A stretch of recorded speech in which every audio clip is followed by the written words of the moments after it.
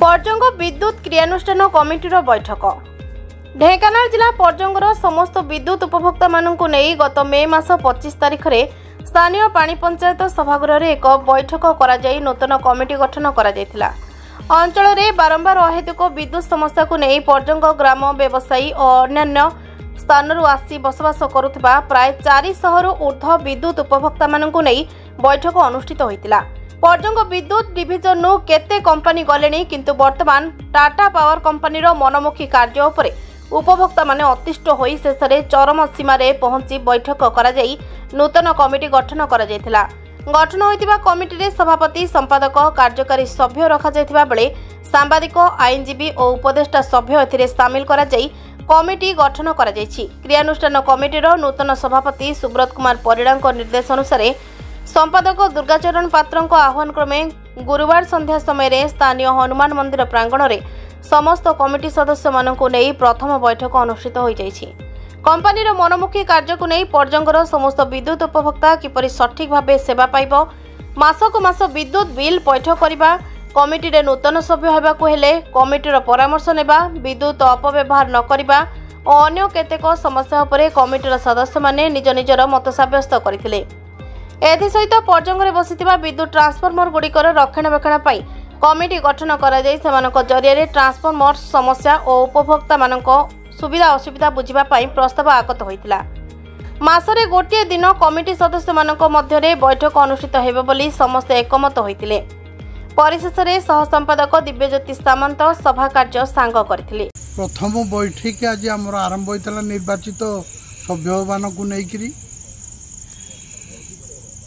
सेठी आम माने समस्ते प्रायतः 40 जन भाया एकत्रित होइतिलु। एकत्रित हवा मूल आमर केतेक लक्ष्य रही आमे केमिति इलेक्ट्रिक ठीक भाव में पाइबू इलेक्ट्रिक बालांकर ताकर दाबी मुताबक आमर केमिति सहयोग ताको प्रति रहिबो विद्युत देय किंतु ठीक भाव में दबा एवं सेमाने किंतु सक्रिय भावे आमको सहयोग करिवे एवं आमर विशेष करिकरी टाउनशिप पाई आमर किछि लोक रक्षणाबेक्षण पाई स्वतंत्र भाव रे ताको द्वारा नियोजित हेबे एमती अनेक गुड़िए प्रस्ताव आज ग्रहण करागला सेटा पूर्वर प्रथम मीटिंग रे कराइतला आज भी बड़ ए जो परिबद्धता हिसाब रे एटा ग्रहण करा जाइछि। आ गोटे आ कथा निष्पत्ति हैला जेतेकटी ट्रांसफॉर्मर आमर लागिछि पर्जंग रे प्रायतः 10टी 11टी भलिया लागिछि से 11टी ट्रांसफॉर्मर रो परिचालना कमिटी गठन करिबा पाई किछि सभ्य मानकु निर्वाचित करिबा पाई आज निष्पत्ति निया गला। जो माने सही साइर रहउचंती जोटी ट्रांसफॉर्मर लागिछि सही लोक माने हमको बाछिकी सेमानकर नाम देबे ताको माध्यम रे आमे विभिन्न प्रकार चांदा हो बा देय हो सेमानक माध्यम रे आदाय करा जीवो सेमानक दायित्व अर्पण करा जीवो ताको द्वारा जोड़ा संभव न होउची हमर सक्रिय सभ्य अछंती सभापति चयन कराहिची संपादक चयन कराहिची तांकरी माध्यम रे आमे पुणी एटा समाहित करिवु एई भलिया अनेक दायित्व नैजु जोड़ा विद्युत तो काट कसरा अच्छी जेहेतु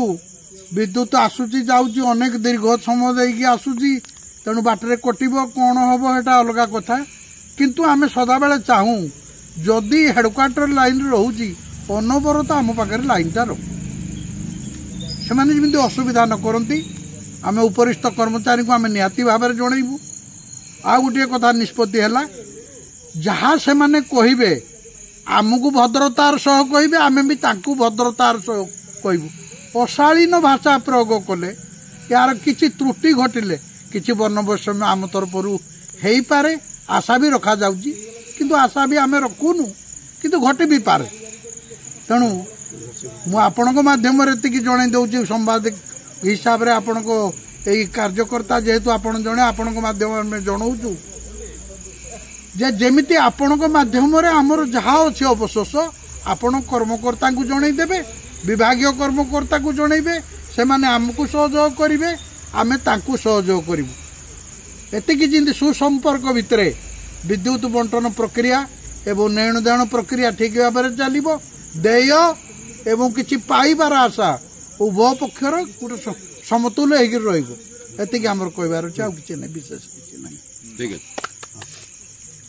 नाती टंका 200 दियो दियो मो ढेंकानाल जिला पर्जंग ब्लॉक रु निर्मल गडनायक रिपोर्ट ना ओडिशा।